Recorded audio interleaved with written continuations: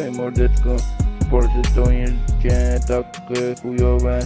Ciągle jakiś problem, no i masz tu zawsze pełną głowę. Myślisz o tych problemach i swoich długach, mordo. Wypłata co 10, no i krucho bordą, bo musisz zapłacić gaz, no i prąd, mieszkanie i lodówka, no i wiesz jakiś sąd, no i tyle, nie masz nic. Znowu 10 na RIP, ja tu znowu lecę ci. Nie ma nic, znowu trzeba walczyć o to, żeby mieć tu wczoraj groszy. Mordo, nigdy nie ma tutaj, żeby kupić se oryginalne papierosy. Karta zawsze była tu nabita, gdy się robiło dobrze.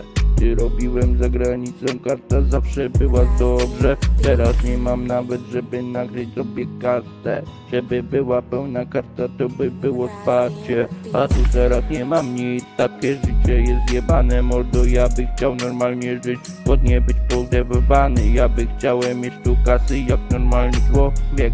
Nie żyć od 10 do 10, no i później znowu pusty portfel.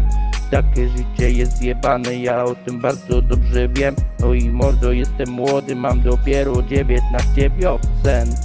I cały czas chcę tu do przodu.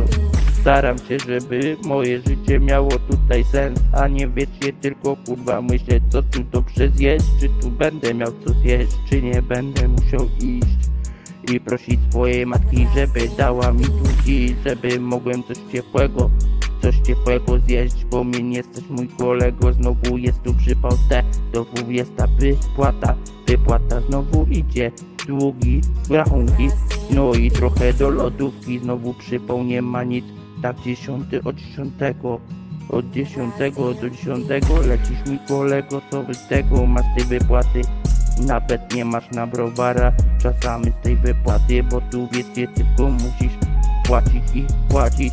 Nawet legalnej nie masz tu wypłaty, bo tu musisz robić wszystko nie na legalu, bo te kurwy wszystko cisną ci do malu. Jak ci zaczną kasować, to cię kurwa tak kasują, że cię ziomek nie będzie stać już wtedy na nic półlot.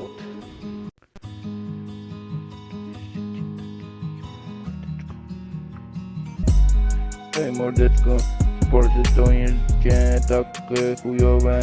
Ciągle jakiś problem, no i masz tu zawsze pełną głowę. Myślisz o tych problemach i